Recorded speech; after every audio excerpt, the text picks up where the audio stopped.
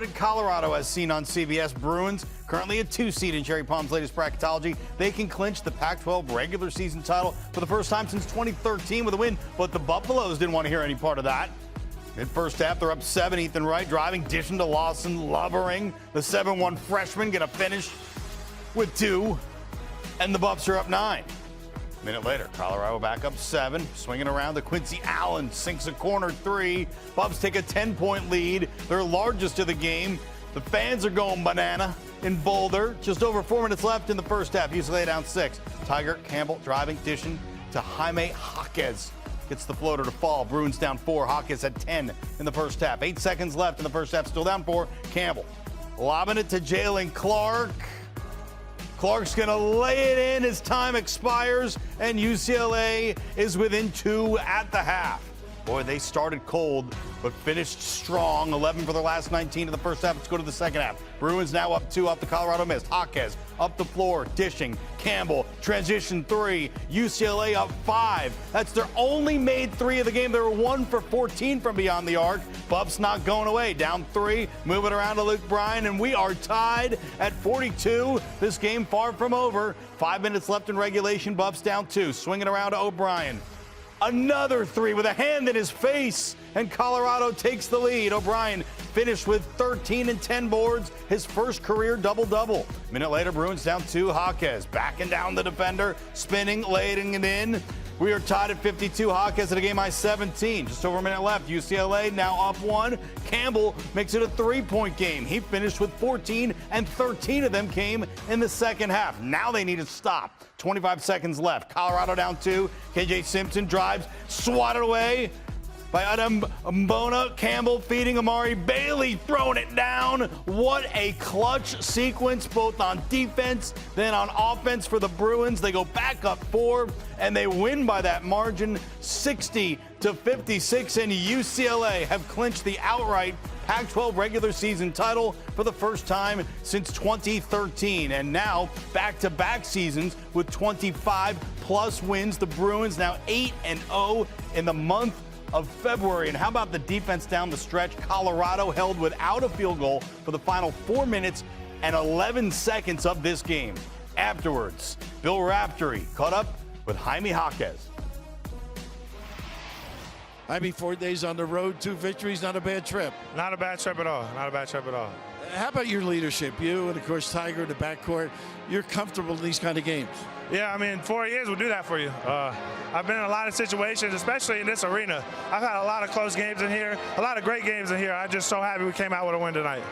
The second half, it looks like they went to you a little more. You posted up, a little ISOs more so. Was that the plan?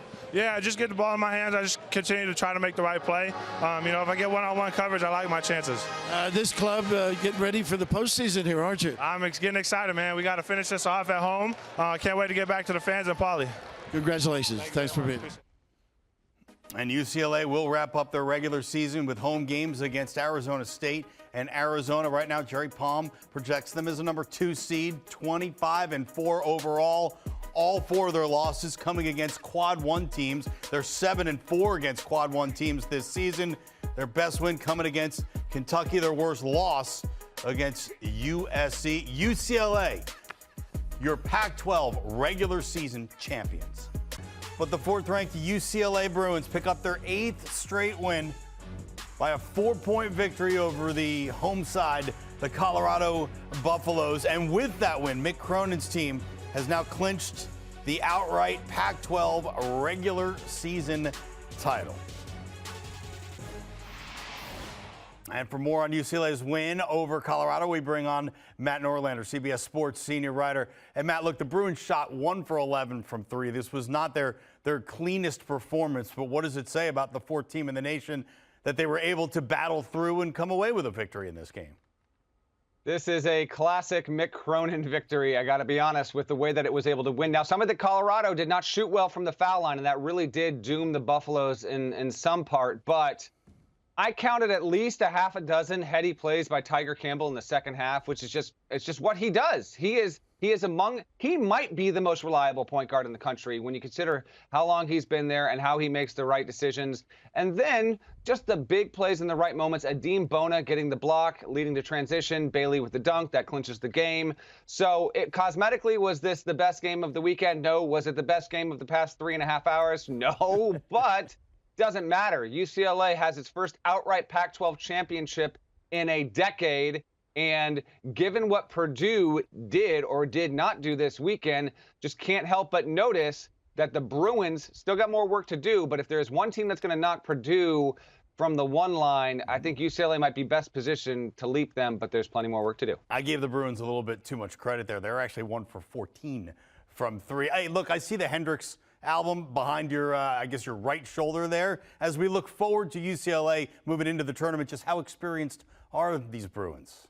Wow, what a tee-up. You are a master. Yes, they are extremely experienced between Tiger Campbell, Jaime Jaquez, those are the two biggest names. But Jalen Clark, top 5 defender in the country, a veteran player. David Singleton's logged more minutes in the UCLA uniform than, anyone in history, okay? So, considering that, they have that with the talent of Bailey and Bona, freshmen, they've got maybe the best combination of veteran leadership and undeniable incoming new year, freshman talent of any team in the country. UCLA is not deep, but it is experienced. And I think that it has to be, and I said this recently on the Eye on College Basketball podcast, I think at this stage, even though UCLA does not project as a 1 seed, I think it needs to be in the top 4 conversation for most probable, most likely, most pragmatic, most realistic national championship contenders right now as we head into March.